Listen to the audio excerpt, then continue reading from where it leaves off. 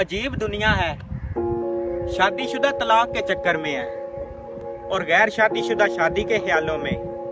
छोटों को बड़ा होने की जल्दी है और बड़ों को अपना बचपन वापस लौटने की आरजू।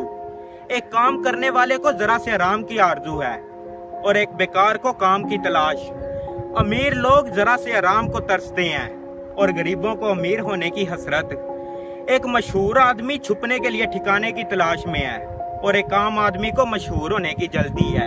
किसी को यह नहीं पता कि जो नेमतें तुम्हें कुदरत ने बख्शी हैं वही एक खुशहाली का वाहिद फार्मूला है। अस्सलाम वालेकुम यार, अभी एक जवान मैयत का जनाजा अदा करके आ रहा हूँ। खुदा की कसम पैरों थले ज़मीन निकल गई है। कल तक वो हमारे साथ खेलता पड़ता था, लेकिन आज वो अपनी मर्जी से एक सांस तक नहीं ले सकता। मैंने आज तक कितनी वीडियोस बना दी, मुझे पता है अगर मेरी बातों का असर होता भी होगा तो 1 मिनट 2 मिनट या ज़्यादा से ज़्यादा 1 घंटा होता होगा।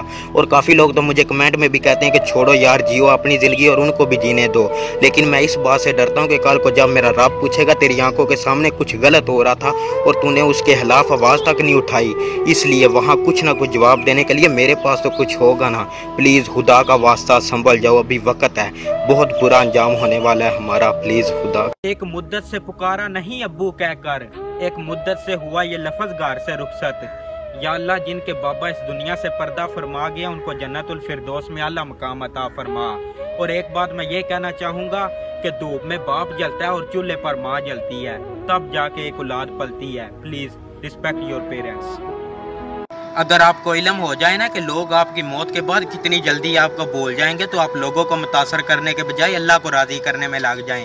हज़रत अली रज़ी अल्लाह ताला अन्हु इरशाद फरमाते हैं कि तुम्हारा एक रब है, फिर भी तुम उसे याद नहीं करते, मगर उसके कितने बंदे हैं फिर भी वो तुझे नहीं बोलता। अल्लाह ताला फरमाता है कि तू फ़र्श पर जिक्र करता जा, मैं अर्श पर तेरे गुनाह मिटाता जाऊँगा। तू मेरी तरफ एक कदम बढ़ा, मैं तेरी तरफ दौड़ा चला आऊँगा। अभी वक्त है, संभाल लिया इंसान अपने आप को। क्या पता वो अनजान से चेहरे नज़र आ जाएं जिनको अल्लाह ने इंसान की रूहें निकालने का काम दे रखा है। एक मर्तबा एक बुजुर्ग ने बड़ी महफिल में अपनी बंद मुट्ठी को सब की तरफ करके दरियाफ्त किया कि बताओ मेरे हाथ में क्या है। तो बहुत ने जवाब दिया कि शायद हीरे जवाहरात होंगे। और जब दूसरे से पूछा गया तो उसने कहा कि शायद सोना होगा। और जब तीसरे से पूछा गया तो उसने काफी सोच के बाद जवाब दिया, अगर सोना नहीं, हीरे नहीं, तो शायद चांदी या कोई और कीमती चीज होगी। और जब उस बुजुर्ग ने अपनी बंद मुट्ठी को खोला तो उसमें सिवाय कंकड़ी और पत्थर के और कुछ भी नहीं था। सब देखकर हैरान रह गए। और फिर उस बुजुर्ग ने इरशाद फरमाया, एक औरत की मिसाल इस बंद मुट्ठी की तरह है। जब तक ये मुट्ठी बंद है यानी वो पर्दा करती है तो उसकी कीमत हीरे और जवाहरात में आती है। और जब ये मुट्ठी खुल जाती है यानी वो पर्दा नहीं करती, पर्दा हो जाती है, तो उसकी कीमत इन कंकड़ियों और पत्थर के सिवा और कुछ भी नहीं रहती। प्लीज मेरी बहनों, पर्दा करो।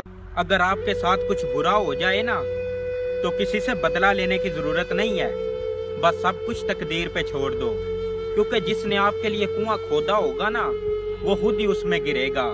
और अगर वक्त ने वफा की ना तो आपको वही लोग अपने ही हाथों खोदे हुए उस कुएं में गिरते हुए नजर आएंगे। अल्लाह के हबीब नबी पाक सल्लल्लाहु अलैहि वसल्लम ने फरमाया कि एक औरत जिसमें ये 4 खूबियाँ हों। अब आप दुआ करें कि ये 4 खूबियाँ आपकी माँ, बहन, बेटी और बीवी में आ जाएं। पहली खूबी ये कि वो ज़रूरियात दीन का इल्म जानती हो, और दूसरी खूबी ये कि वो अपने हामद को राज़ी करने वाली हो, और तीसरी खूबी ये कि वो हराम में ना पड़ती हो, और चौथी खूबी ये कि वो पर्दा करती हो, पर्दे की पाबंद हो। आपने फरमाया ऐसी औरत जब इस दुनिया से रुखसत होगी ना तो वो बगैर किसी हिसाब किताब के जन्नत में दाखिल कर दी जाएगी।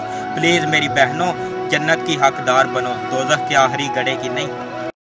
किधर जा रहे हो? क्या मौत से टक्कर ले लोगे? क्या कब्र के अंधेरों को दूर कर सकोगे? क्या अल्लाह की जहन्नम को बुझा सकोगे? ये सब कुछ नहीं हो सकता तो कहाँ जा रहे हो? ओ मेरा बंदा, मैं तो ससुराल में अगर अचार से रोटी खाओ ना तो मायके जाके बताओ कि गोश्त से खाई है। घर बसाने के लिए छोटी छोटी बातों को नज़रअंदाज करना पड़ता है और बहुत कुछ कुर्बानी देनी पड़ती है।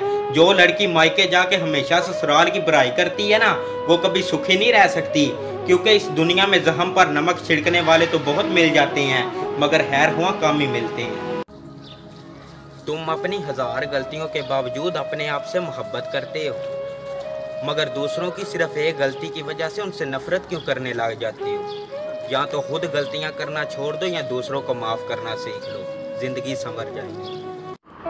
कब्रिस्तान दुनिया की वाहिद इंटरनेशनल हाउसिंग सोसाइटी है जिसमें आपको 2 गज का प्लाट बगैर किसी तरक्याती कामों के मिल जाता है, जिसमें हर फर्द को अपने प्लाट में हवा, रोशनी, कशीदगी का इंतजाम पहले से करके आना पड़ता है।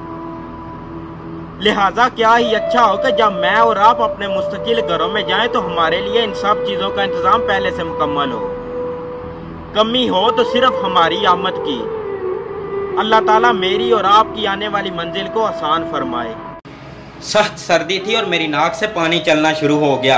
जब मैंने ये पानी अपनी बीवी की चादर से साफ किया तो उसने कहा कि चादर गंदी कर दी, और जब मैंने ये नाक अपनी माँ की चादर से साफ की तो उसने कहा ये चादर गंदी है, मैं तुझे कोई साफ कपड़ा देती हूँ। जब रोटियां 4 और खाने वाले 5 हो ना तो सिर्फ माँ ही कहती है कि मुझे भूख नहीं है। बच्चा चाहे जितनी आस्था आवाज में भी रोए, वो आवाज फौरन एक सोती हुई माँ को जगा देती है।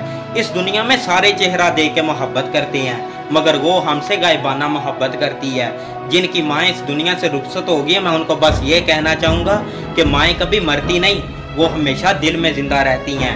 हर खुशी और गम के मौका पर वो दिल में यादें बनकर जिंदा रहती हैं और आंख में आंसू बनकर जी उठती हैं। ऐ माँ तेरी अजमत को सलाम।